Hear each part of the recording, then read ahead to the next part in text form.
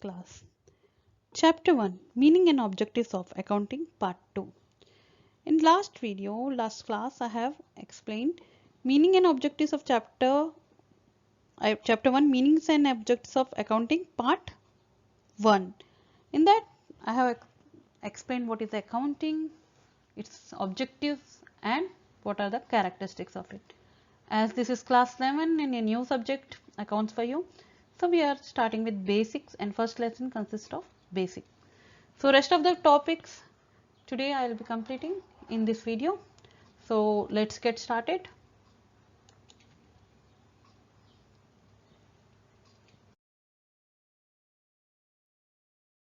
Now, who are the users of accounting information?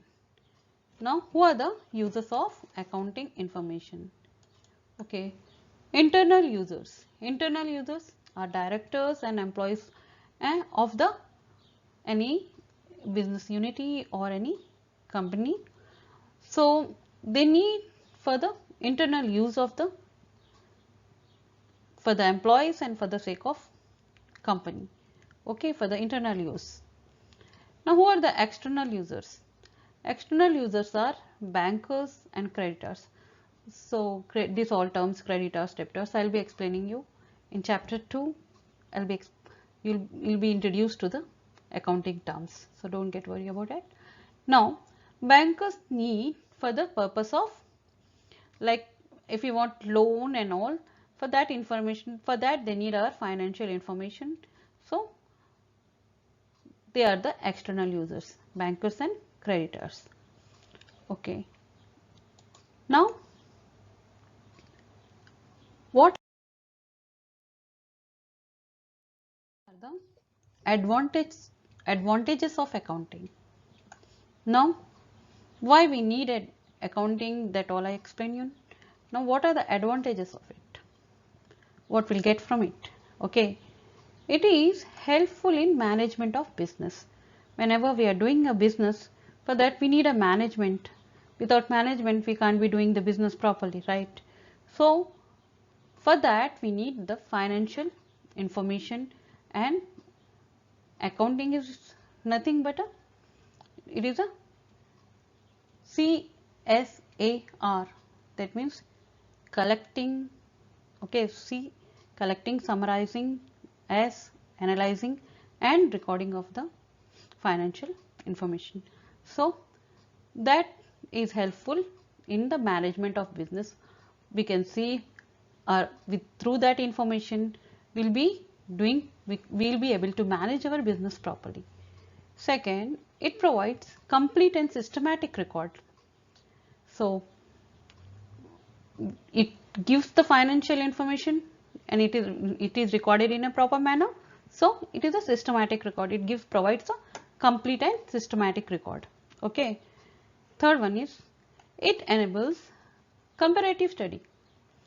So like business last year how we did, this year how we are doing, this kind of study is possible because we have the records of every year recorded in a systematic manner. So it enables us to do this. Okay. Now it is a evidence in legal matters. Sometimes we had like petty differences and all, and for that we go to the court of law, and the financial records are evidence in legal matters. We can't say that for legal things we need a proper evidence, and this is a tool, like it we can show this as a proper evidence. Okay. Now it is helpful in raising loans, as I said that for applying loans and all, or from outside sources or through banks or wherever, our financial records are essential. Without that, how can we say that we want this? For that we should show whether our business is running in profit or not, and everything, our information should be correct. So this is helpful in raising loans. Second, it facilitates sale of business. Sometimes due to some personal reasons or some other circumstances we wanted to sell our business, and for that we should show our financial records properly. Otherwise we can't just say that you take it, it is in it's good for you something. For that evidence is needed whether it is in profits or not. So our records are that are shown through our records only. So it facilitates sale of business. Okay. So what are the advantages of accounting? Helpful in management of business, provides complete and systematic record, enables comparative study, evidence in legal matters, helpful in raising loans, and facilitates sale of business. Okay, let's move to next.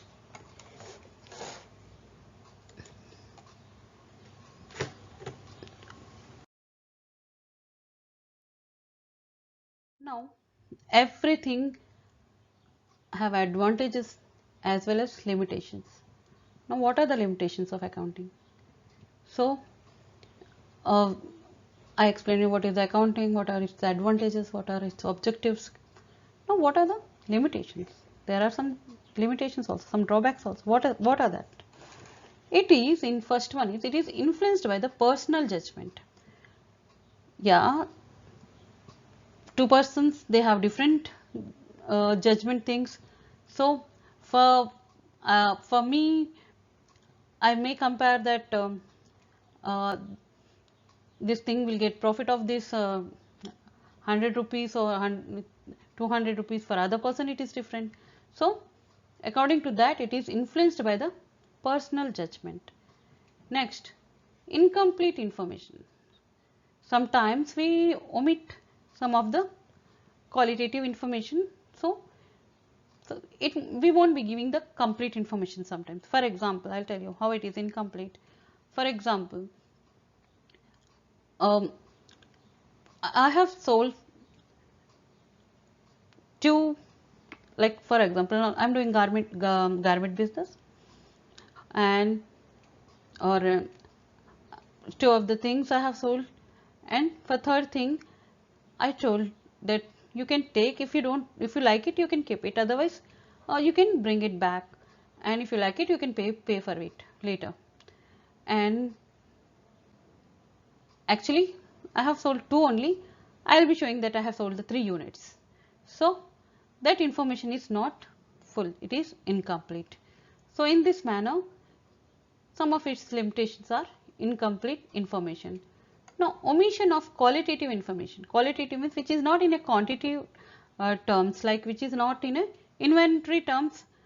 So that information, for example, sometimes some employees have differences and they won't come, and due to that we get some losses.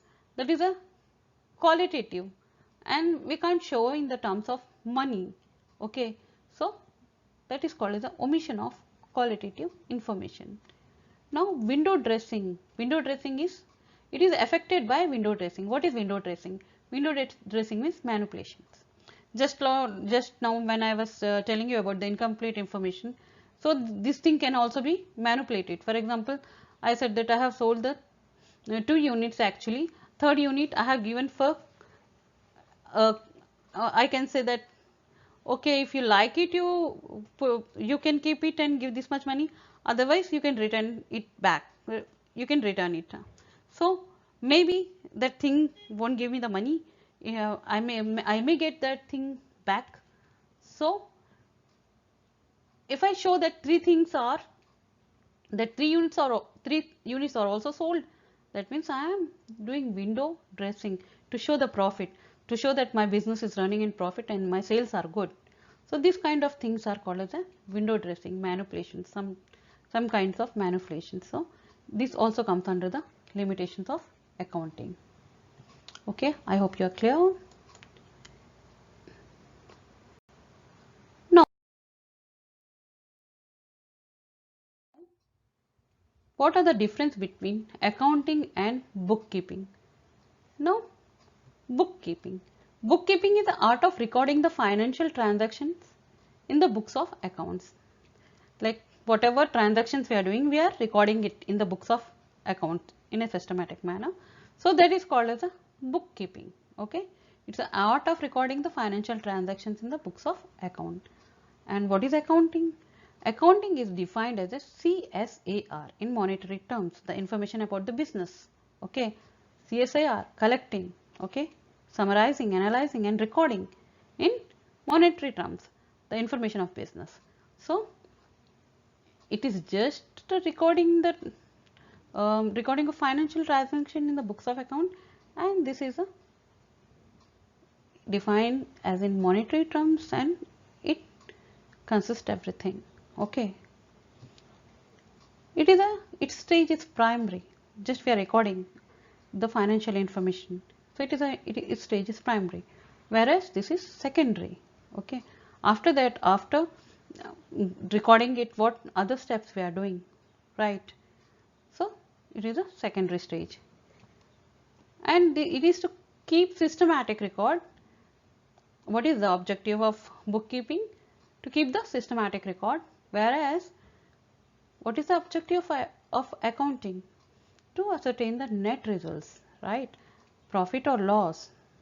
Okay, to ascertain the net result. Now it is normally performed by the junior staff. The minimum qualification is okay, like 10 plus 2 or like that, but it is performed by a senior staff. More knowledge is required. Okay, so it is performed by a senior staff. For this, junior staff is okay. For this, senior staff with some experience. Now for this limited level of knowledge, for bookkeeping, as I said, it is performed by junior staff and limited level of knowledge is enough, whereas for accounting we need a higher level of knowledge, because it is not just confined to recording the financial transactions, through that budget making and so many things, for tax paying, so many things. So higher level of knowledge is required for this. I hope you're clear.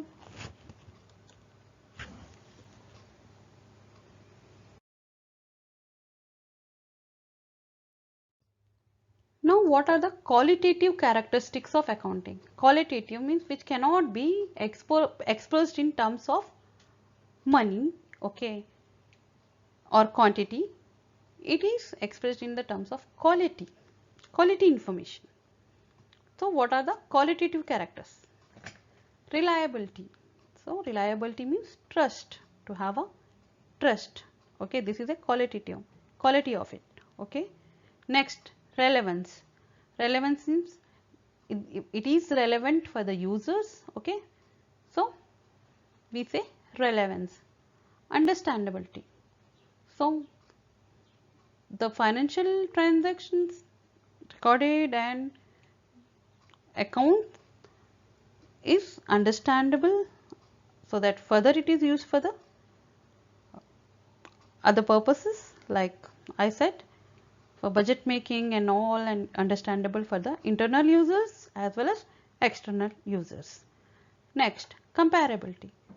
So for comparability, at least we need 2 or 3 years of accounts, just so through that, so that we can compare last year how we have performed, this year how we are performing, and coming years how we are perform, and is how based on that how can we take our like decisions. So what are the qualitative characteristics of accounting? Reliability, relevance, understandability and comparability. Okay, so with this I concluded, like we completed chapter 1, all the basics of accounts topics. So thank you, and in next class I'll be taking chapter 2, basic accounts and terms of accounts. Just we touched 1 or 2 terms, like I said you would have got creditors and this. So I'll be explaining that terms in detail in chapter 2. Hope you would have liked this. If you like, please like my video and subscribe to my channel. Thank you. We'll be meeting soon with chapter 2.